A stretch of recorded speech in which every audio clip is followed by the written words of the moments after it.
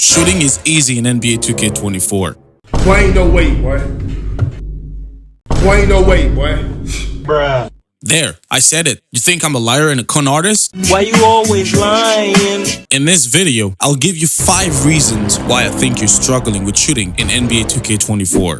What it do, Uchi gang, Uchi gang. I hope you're staying blessed. If so, don't hesitate to hit a like on this video and subscribe to the channel for more content. I spent countless hours playing online, offline, put up thousands of shots in the Gatorade, Brickleys, and shooting gyms, and I can confidently tell you why I think you're having a hard time shooting in this game. I see a lot of players who still approach shooting with 2K23's mentality. They confuse jump shot timing visual cues with the shot timing release of last year. They're not the same. While 2K23 was more focused on the speed of the actual release of the ball, this year the biggest changes in shooting that create a skill gap are the shot timing, stability, and visual cue. The latter is the biggest reason why you're breaking shots. Do not just trust anyone who tells you to use push or release and green every time. This will depend on your jump shot, visual cue, and your personal preference. Let's break it down. If your preferred visual cue is when your players toes leave the floor, then use jump. If you'd rather let go of the shooting button when the ball is raised up above your player's head before the beginning of the shooting motion, then you might want to use set point. Now, let's say you like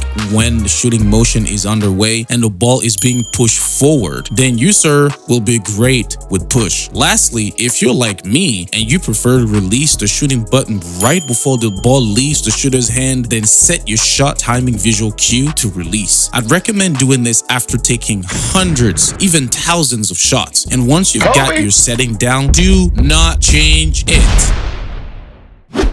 Select a good jump shot. This is another big reason why people can shoot well in this game. Don't just assume that you're gonna shoot better just because you have a 90+ 3-point rating and a custom jump shot from YouTube. Find a jump shot that works for you. When selecting this jump shot, make sure you can clearly identify the visual cue no matter the game mode or camera angle. I'd advise you to go to my NBA or Blacktop, or even in my career in the animation store, and try as many of your favorite NBA players' jump shots as possible. If you find one that works, stick with it, or create a blend of the multiple jump shots you would have scouted by now. This year, what you want to target is great shot attribute grades. Higher release height will help you shoot over defenders better. Higher release speed will help you get shots off before the defense can close out. Higher defensive immunity will reduce the contest from the defense, and higher timing stability will reduce the impact fatigue has on your ability to hit the green window. Remember that this year amped is gone, so a jumper with a great timing stability will be a must. I spent the first days of this game shooting with Kobe's jumper. It is the most consistent of any NBA player's jump shot I've tried so far. I'm using JT Thor's base because it feels like last year's LaMelo release, but if you use Kobe's jumper without modifying it and putting in work, you will be able to shoot more consistently.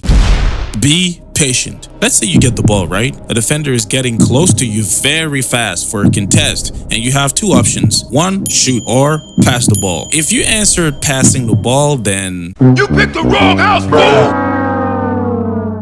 on the real though, don't be scared of defenders closing out. There is a slew of badges this year that will help with this, and they already activated on your player, whether it be blinders, guard up, or dead eye. As long as you have the correct shooting attributes, 76 3-point rating and up, you should be able to hit those even with a heavy contest. When you get the ball, do not focus on the defender closing out. Rather, be mindful of your release cue. Make sure your feet are set, press L2 if they're not, and fire it up. I said it last year, but I'm gonna say it again. You have more time to shoot than you think. Practice, practice, practice. I mean, listen, we talking about practice. The beginning of every NBA 2K game cycle is always rough, but this one is especially more brutal. So get in a lab and practice your jumper. If you do not trust the Gatorade gym, go to the Art of Shooting facility or Brickleys. Or better yet, go to the NBA roster and modify a player's attributes with your own. Change their jump shot to your custom or favorite NBA player's jump shot, set the difficulty to Hall of Fame, and just shoot. Keep on shooting until you're able to green your shots consistently consistently. Do not leave practice until you've made at least 6 to 10 shots in a row. Make sure you can clearly see your visual cue. Once you're comfortable enough with your jump shot, go back to the Gatorade facility or any online court, because you're gonna have to deal with the lag whether you like it or not. Practice there as well. When you're making more shots than you miss, that's how you know you got better. And please do not forget to work on your hot and lethal zones. Lethal zones give you a ridiculous boost in make percentage, so why would you not take advantage of this, especially when shooting is so hard?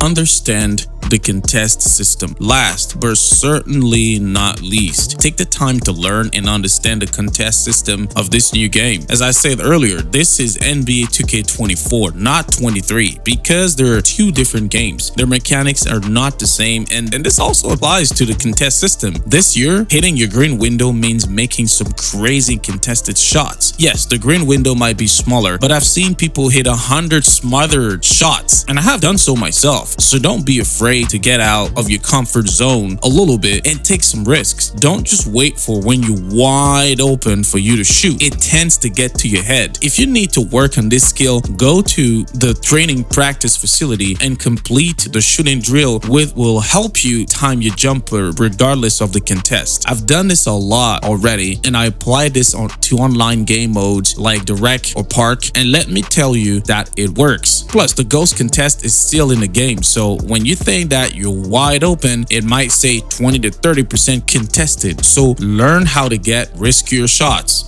Well, that was a lot to cover. I hope I was able to convince you, or at least somewhat change your mind about shooting being hard in this game. I am confident that if you use these 5 tips, you will be able to shoot better in NBA 2K24. Let me know in the comments what your shooting percentage is and what you did to get there. Please don't forget to smash that like button and subscribe to my channel for more content. And as always, stay Gucci, man. Until next time, Uchi out. Peace.